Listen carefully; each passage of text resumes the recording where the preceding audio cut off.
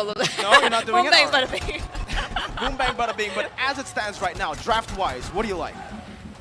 Personally, I think I am liking the side of RRQ. They have the potential for the pickoff, but at the same time, they have the plan B on the Benedetta. We're taking a look here at the last time for these drafts before we go right into the matches.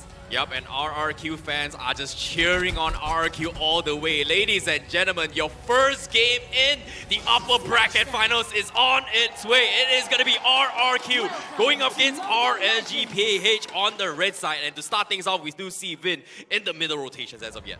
Yeah, very aggressive plays already from both of the teams here as RSG, they try to read that out, right? But for the junglers, they go for the natural pattern and they go for the purple buff first. Obviously, when you are on the Ling, you do tend to do that a lot. You just go for the purple buff first and then you just cycle over towards the next objective. Vin, though, he's trying to reset it. Light, very good positioning.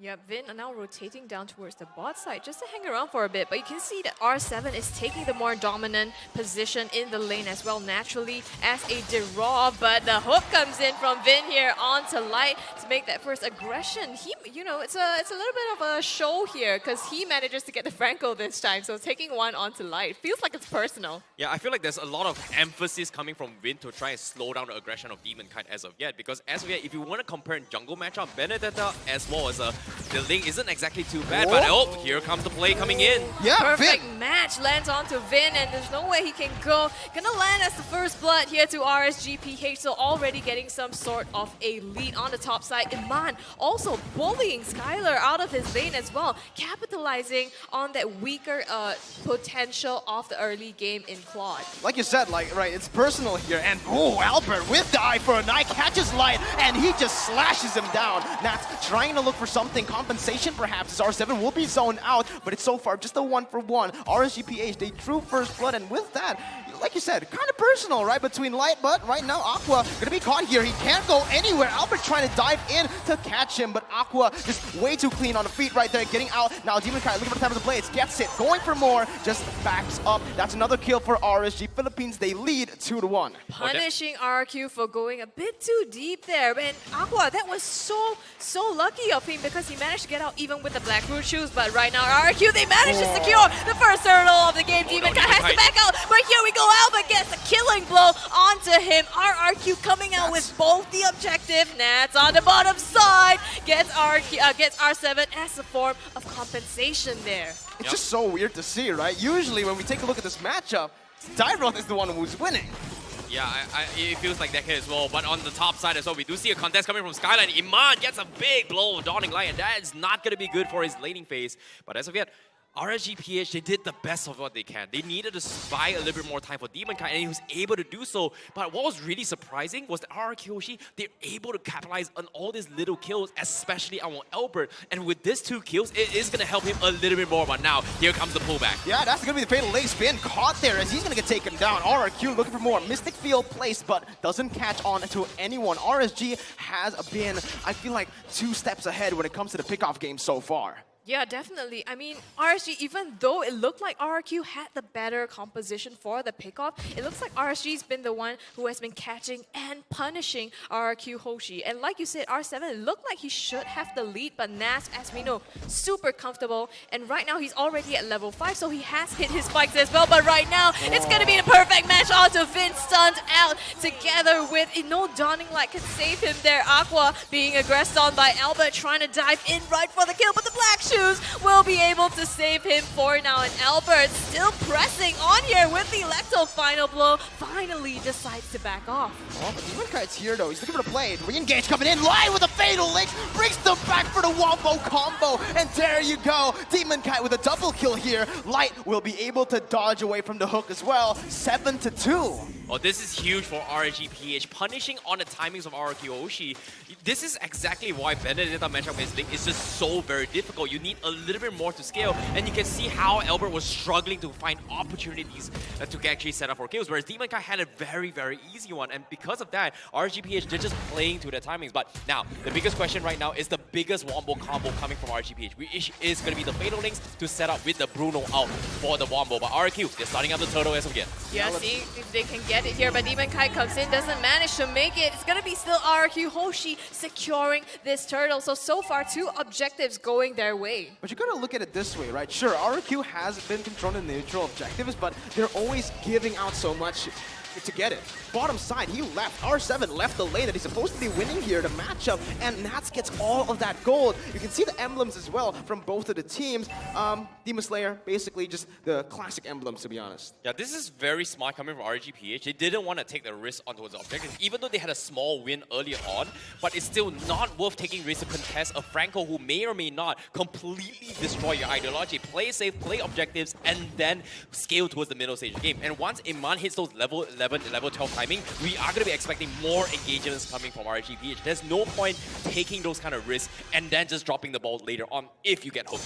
Yeah, you can see RSG though, they recognize that now they need to focus on helping Iman scale into the later part as well. So Light has been up there babysitting, making sure that he's okay, and also at the same time putting pressure onto Skylar, because right now RQ, that's their win condition as well, waiting for Skylar to scale. We could see the differences already here. As RSG Philippines, they picked up that Bruno, they have the winning side of the map, and RRQ, they're actually not playing towards that direct lane a lot. They're actually playing for the top side, but a Fatal Links connects there, and that's going to be Skylar caught out. He's still able to pop that blazing duet as Albert comes in. The Dawning Light connects onto Iman, takes him down. Albert looking for compensation as Light is forced to run away. The Bloody Hunt catches him, stops him in his tracks. That's a double kill for the MPLID MVP. R7 forced to flicker away, and RSG, again, so good on the trades. Yes, RRQ get the pick, but look, it's turret.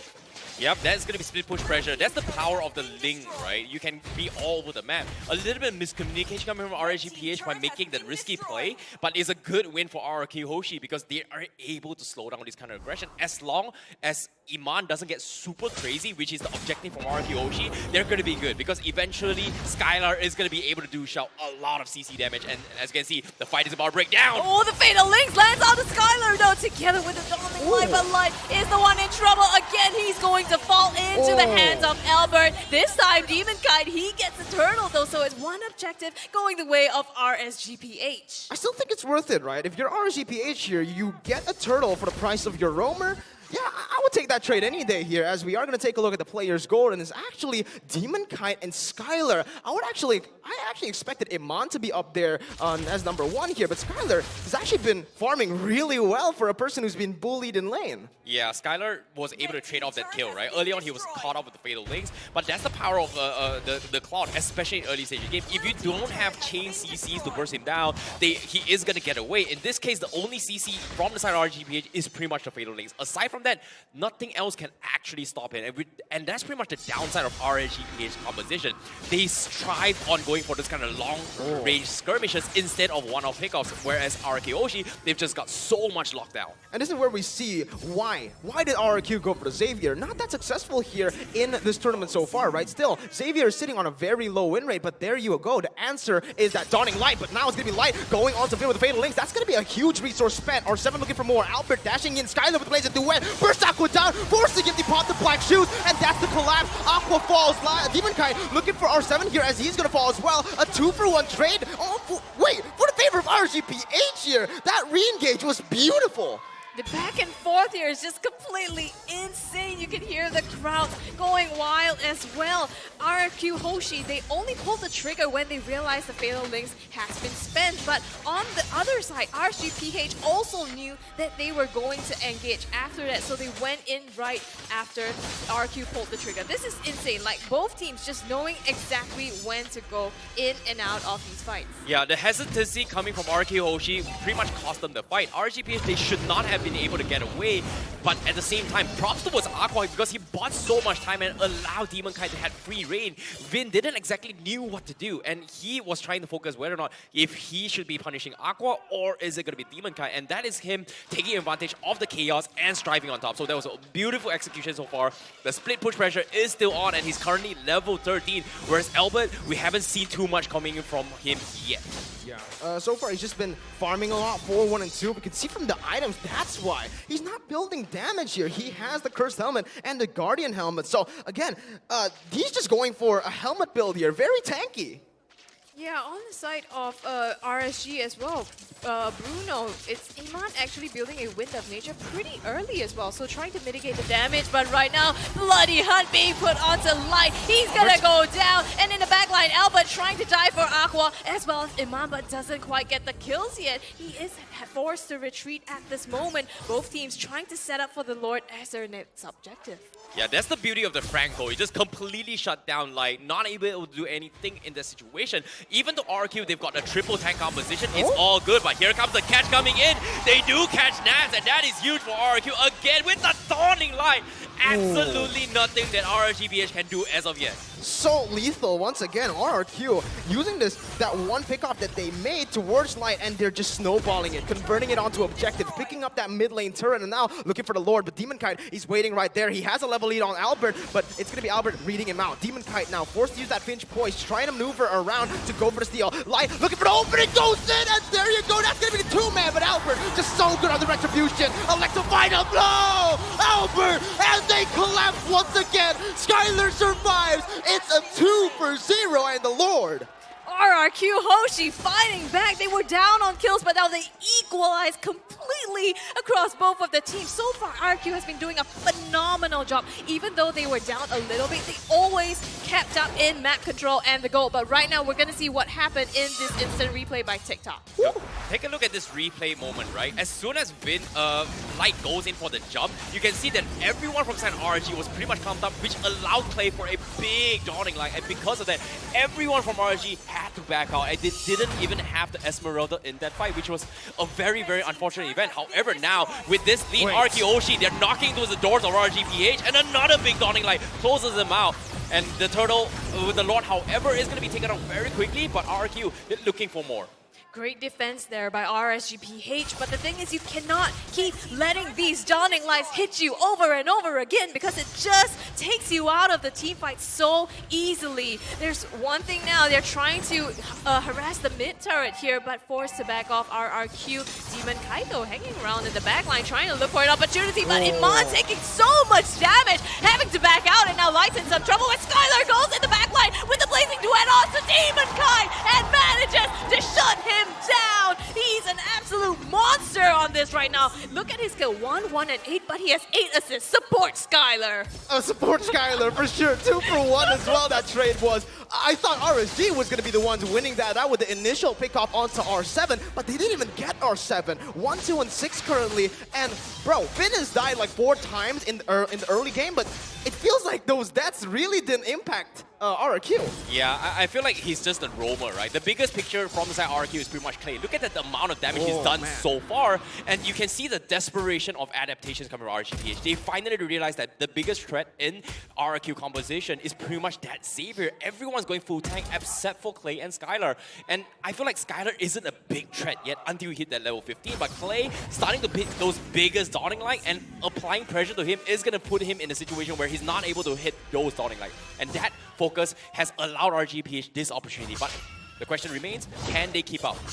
Can they keep up? I agree, but here, this is what's weird, right? If you take a look at the damage chart, yes, Clay, number 1. Number 2, though, it's Albert somehow. With this full tank build, no offensive items whatsoever, he's still dealing so much just based on that base damage. So, is this a new meta? Is this a new thing for Benedetta?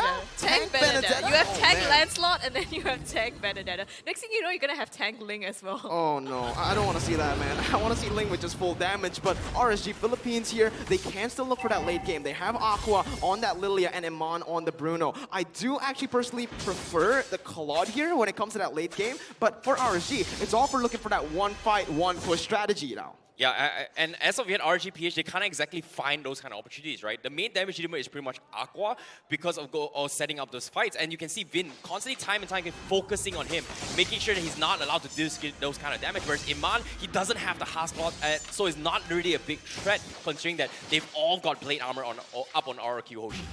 The difficult thing here is RSGPH, they are a very, they go all in with their skills here, except for Aqua. He has that chance to pop the black shoes and reset, but the rest of them, once you pop your ultimates, you're basically all in on the team fight. And RRQ Hoshi, they're just going to find the opportunity to re-engage again and again with the iron hooks and the dawning lights as well. Here we go, once again, just using that skill to zone them out. Again, RSG Philippines, they're trying to look for the opening here. Light goes in for the perfect match. Finds R7 there. Light brings everyone back, but it's going to be the wombo combo. It's an all-out brawl. Who's on top? It's actually RRQ right now. Finn flickers away. It's going to be Nats there. Caught with the bloody hot. Clay will be able to survive. Double kill picked up in the back line as Nats dives in. Clay outplays Nats, and it's a 3-for-3. It's equal. This is crazy, the back and forth. You think it was RSG that had it, but RRQ, they pick up another onto Nas. Insane, and all this time, the Lord is still standing. So these two teams, they have to just go back and fully reset. That is the biggest, fattest catch of his life. Like pulled up the impossible catch that turned things around. That should not be in RG's PvH favor at all. But somehow, because of that play, they were able to bounce off all of Iman's ultimate. And unfortunately, he was taken out. And that's the downside of him not having those hard claw because of all the blade armor stacks coming from RRQ Hoshi's composition. But still, it looks so good. Oh man, that wombo combo was just beautiful to watch, right? I didn't know who was winning up until the very end, and it turned out it was a 3-for-3. So again, RSG Philippines, even though they were behind some goal, they don't have the map pressure currently because they only have the base turret. It's still very, very good for them if they look for those crazy team fights, if they look for those wombo combos. Take a look at their composition. Area of effect is the name of the game. There's so much area damage from them. RRQ is the opposite, right? They have some single target damage and also area, but if it comes down to a full 5v5 collapsing, I still favor RSG.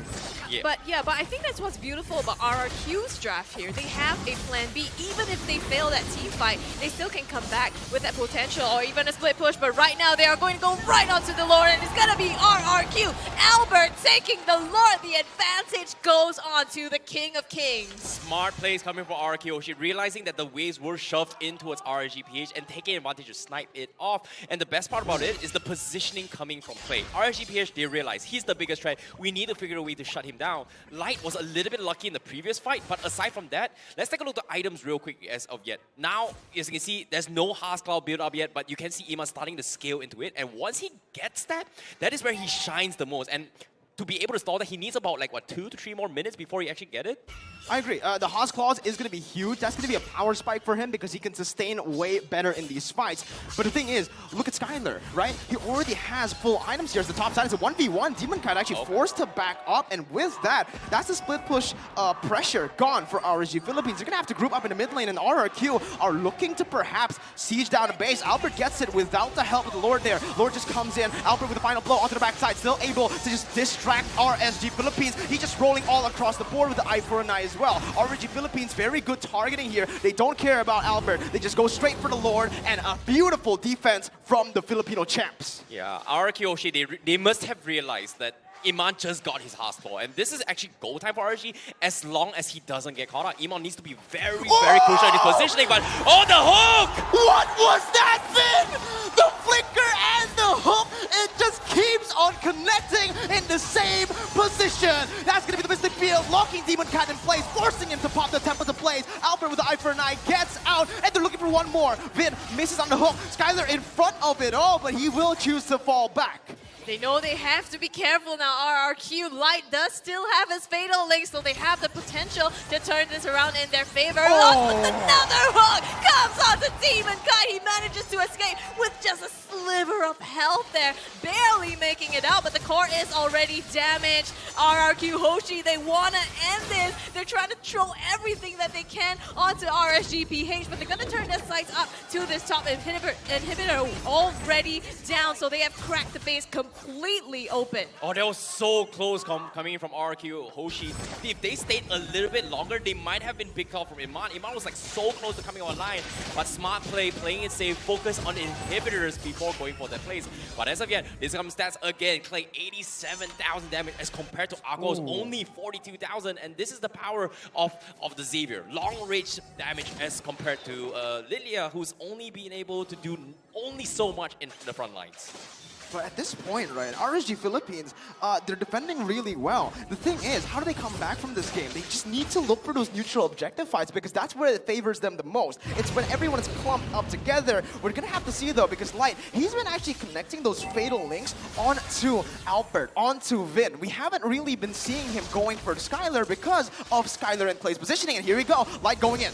Knight going in, but doesn't seem to catch anyone. Instead, he gets suppressed by the bloody hut, and he takes too much damage. Immortality pop, he's gonna flicker out, but they're gonna get the fatal links off as well. But is it going to be the Skylar going all the way in with the blazing duet? Gets a double kill onto Iman as well. And now RSG, they are 2-man down, forced to back all the way in. Demon Kite as well, recalling RRQ HOSHI. They don't even want the Lord, they want to go for the end. Wait, is this possible? I mean, look at it, RSG, they have a lot of high ground. Aqua gonna be dealing damage, clearing out the minions. Albert focusing down the turret, but it's gonna be the Mystic Field connecting on the 2. That's taken low. The base is gonna be targeted. RRQ, they take the first game here in an intense series. The crowd goes wild, and this is Mobile Legends. What a performance coming from RRQ HOSHI to turn the tides and take game 1 against RSG PH. Vin with his insane hooks.